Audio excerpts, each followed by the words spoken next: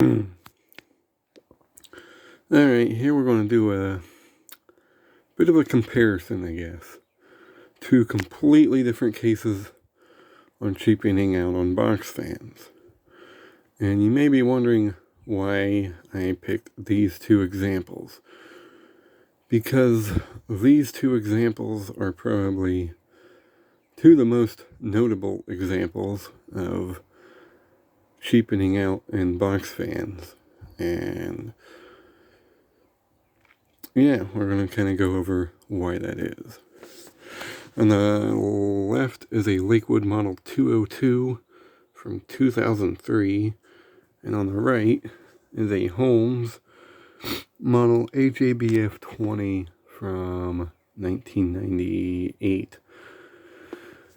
Both of these fans have one very common feature, and that is no handle or knob on the top of the fan.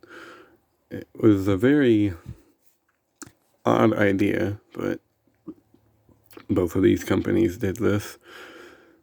And Holmes was actually kind of the first one to do it. They just basically eliminated the handle altogether on the top. It has this little grab thing, which doesn't work very well. And the knob was right here. Now there's a lot of cheapening out done with these fans in particular.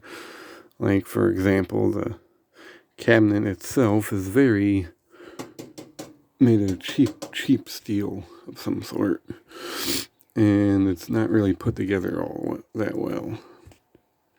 And 90% of these box fans were never well balanced. And these blades were, they weren't bad blades, but they were never balanced very well. So these fans always shake. And I don't know why. They later fixed this issue with these when they put the brace on the back of them, but they eventually went to a completely different design that was pretty much identical to this without the brace. Now this fan, same case Ontario, is a Lakewood brace-bladed Wander, which everybody knows and loves. Again, no handle, because it's on the back, and the knob is on the back.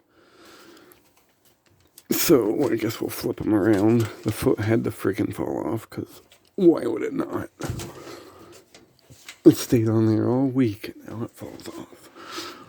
But anyway, so here's where the differences really start happening here. The one on the left uses a PSC Lakewood motor, which in all respect, they weren't that bad. They weren't great, but they seem to be pretty robust, and they seem to last a lot longer than I thought they would. And here we have a Macmillan motor, which, really you can't beat a Macmillan motor. These are very well made motors, and last practically forever. These newer ones like this one are kind of iffy because they tend to overheat sometimes. Although I've never had any issues with it personally, but it does happen, and it's very noteworthy. Usually it's because they get clogged full of dirt and nobody ever cleans them out. And they eventually just get so hot that they pop the thermal fuse and off they go to motor heaven. But this fan has the Macmillan motor. This one, you can't really see it, but it has the little Lakewood motor, which does have a capacitor right there. There's the knob on the back. It's a 3-speed.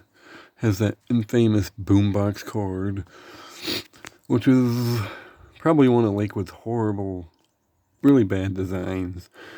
But they kind of did that to cheapen out very oddly, honestly.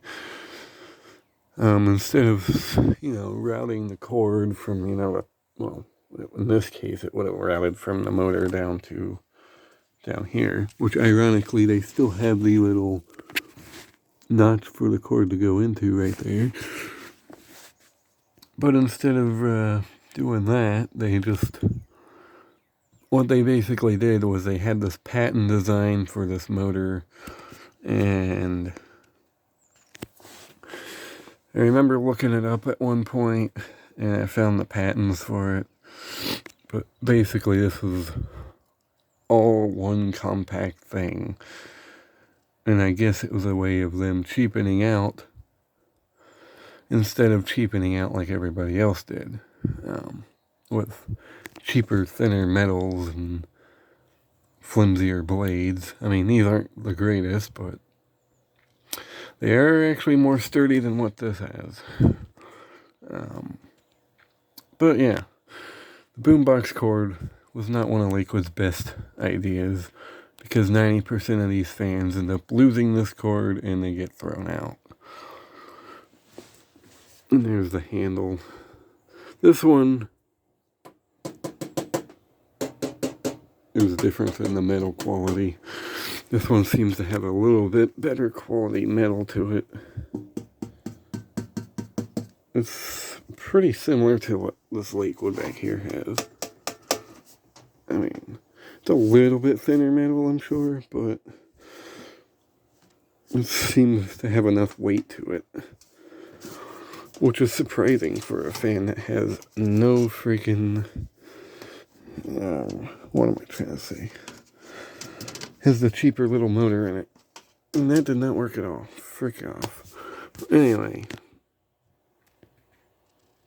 But yeah. For what this fan was, it wasn't horrible. Was it great? No. But, I mean, I've seen worse. Put this stupid foot back on. Stupid thing.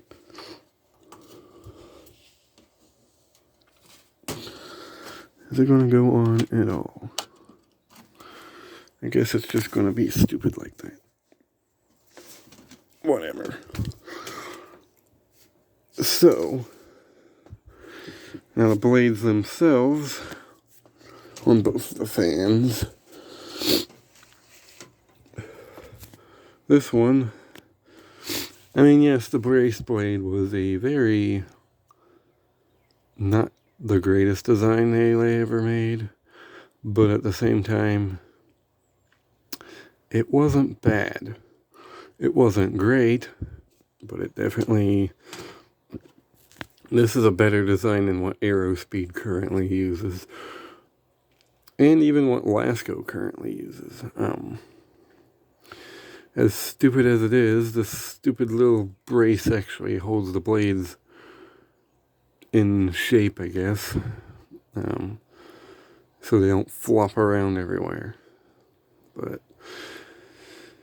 you know, in this one actually, I mean, yes, it's kind of flimsy, but it's still solid plastic, and they don't really flop around that bad. I mean, compare that to this, or if you really pushed on it. If that brace wasn't there, those blades would be flopping around like crazy. Unlike this one. But at the same time, this one seems to move a little bit more air than this. But anyway, enough rambling on for 9 minutes. Here is low.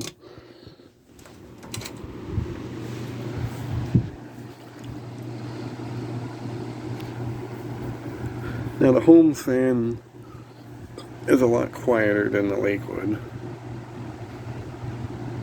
And to be fair, you get about the same amount of airflow out of either one.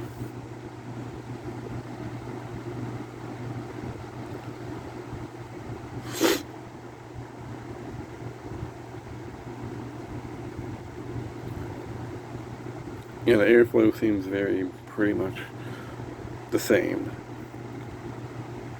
The Lakewood's a little bit louder than the Holmes fan, but really it's not by much.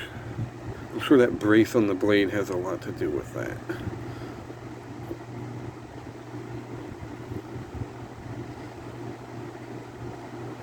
Now I will say this, the Holmes is pretty out of balance.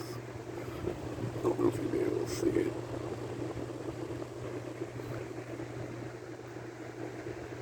It's got a bit of a shimmy and a shake to it. Lakewood, on the other hand, doesn't really have much of a shake to it, which is surprising. Alright, go up to medium. I'm going to put this here because I don't know if that's going to stand up or not.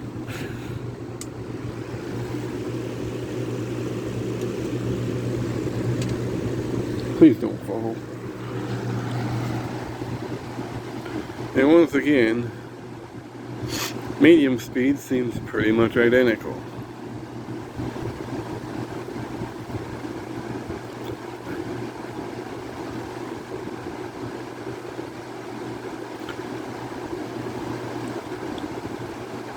It really is same RPMs,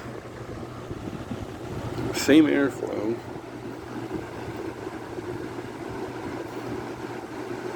Really, there ain't a whole lot of differences to compare here, other than the build quality of the two different fans,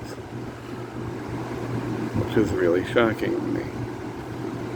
I was expecting this one to be a lesser performer to this one, but they seem to be about on point with each other.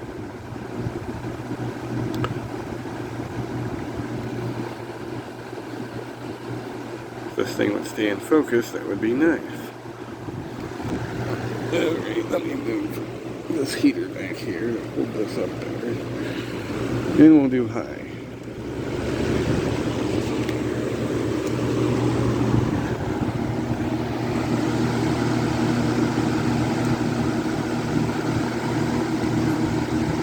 Now in this case, I'm pretty sure this Holmes box fan is moving a little bit more air. That's keeping it pretty well too.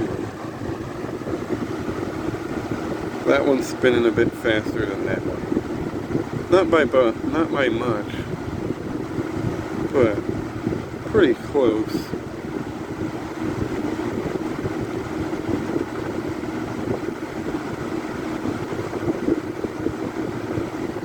Alright. And off. So in conclusion, surprisingly, these fans compared pretty well to each other. But I'm really shocked that the performance of both fans is pretty much identical. But I will definitely say I like the Macmillan motors better than those motors. But Lakewood actually did a pretty decent job with the performance of that motor. Now these later brace-bladed fans after this really went downhill and the performance went downhill. But this, like 2003 and older ones, seem to have pretty decent performance to them. But yeah. So what's the conclusion? I don't know. The Holmes has definitely a better quality motor to it. And airflow is actually really good out of it. And this one, I mean, has a little bit better build quality. It's louder because of that silly brace on the blade. But the performance is pretty much identical to each of them. The motor in this one is, you know, not as good quality as the Macmillan in that. Never will be. But I mean, it's held up pretty well so far, so what can I say? If I had to pick one, I'd have to have, and it'd be the only fan I'd ever own, I'd probably go with the Holmes fan, just because it's a little bit more nostalgic for me. These are kind of too, but whatever. So this has been a 15-minute ramble about box fans. Hope you enjoyed. Thanks for watching.